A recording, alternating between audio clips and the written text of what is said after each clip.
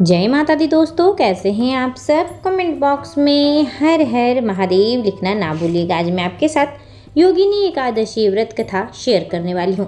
माना जाता है जो भी व्यक्ति सच्चे मन से इस व्रत कथा का श्रवण करता है उसे 88 सहस्त्र ब्राह्मणों को भोजन कराने के जैसा पुण्य प्राप्त होता है। और जो भी व्यक्ति विधि विधान से योगिनी एकादशी व्रत धारण करता है उसके समस्त पाप दूर होते हैं, दुखों का नाश होता है, संतान की प्राप्ति होती है, धन संपत्ति प्राप्त होता है। तो चलिए प्रेम सहित सुनते हैं योगिनी एकादशी व्रत कथा। अलकापुरी नाम की नगरी में एक कुबेर नाम का राजा राज्य करता था। वह शिव भक्त था। उसकी पूजा करने के लिए एक हेममाली पुष्प लाया करता था। उसकी विशालाक्षी नाम की एक सुंदर महिला थी।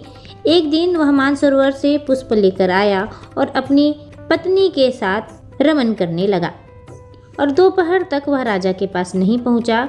जब राजा कुबेर को उसकी राह देखते देखते दोपहर हो गई तो उसने क्रोधपूर्वक अपने सेवकों को आज्ञा दी कि तुम जाकर हेममाली का पता लगाओ कि वह अभी तक क्यों नहीं आया है। जब सेवकों ने उसका पता लगाया तो वह कुबेर के पास आकर कहने लगे, हे राजन, वह माली अभी तक अपनी स्त्री के पास रमन कर रहा है। सेवकों की बात को सुनकर कुबेर ने हेममाली को बुलाने की आज्ञा दे दी। हेममाली राजा कुबेर के सम्मुख डर से कांपता हुआ उपस्थित हुआ। उसको देखकर राजा कुबेर को अत्यंत गुस्सा आया। उसके होठ फड़फड़ाने लगे। उसने कहा, हे रे पापी, महानीच, कामी, तूने मेरे परम पूजनीय ईश्वरों के भी ईश्वर महान शिव जी का अनादर किया है। इससे मैं तुझे श्राप देता हूँ कि तू स्त्री का वियोग को भोगेगा और मृत्यु लोक में जाकर कोढ़ी होगा। कुबेर के श्राप के प्रभाव से वह उसी क्षण स्वर्ग से पृथ्वी लोक पर जा गिरा और कोढ़ी हो गया। उसकी स्त्री भी उसी समय उससे बिछड़ गई। परंतु शिव जी की भक्ति के प्रभाव से उसकी बुद्धि मलिन नहीं हुई थी और उसने पिछले जन्म की भी सुध नहीं रही। इसलिए वह अनेकों दुखों को भोगता हुआ तथा अपने पूर्व जन्म के कुकर्मों का स्मरण करता हुआ हिमालय पर्वत की ओर चल पड़ा। वहां चलते चलते मार्कंडेय ऋषि के आश्रम पर पहुंचा।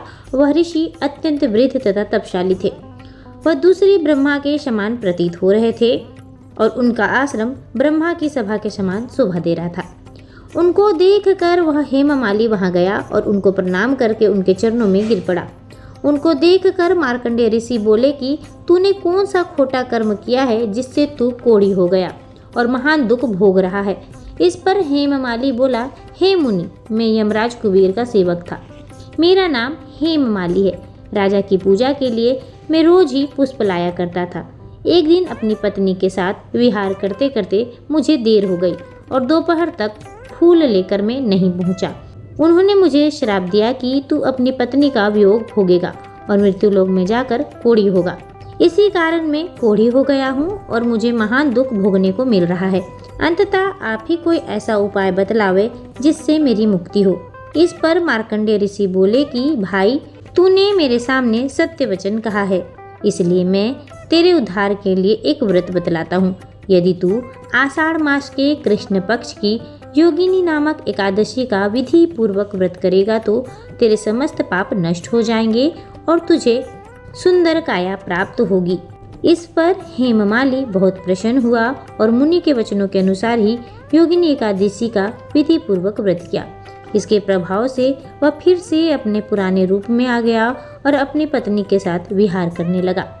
हे राजन, इस योगिनी की कथा का फल 88 सहस्त्र ब्राह्मणों के भोजन कराने के बराबर होता है। इसके व्रत से समस्त पाप दूर होते हैं और अंत में स्वर्ग की प्राप्ति होती है।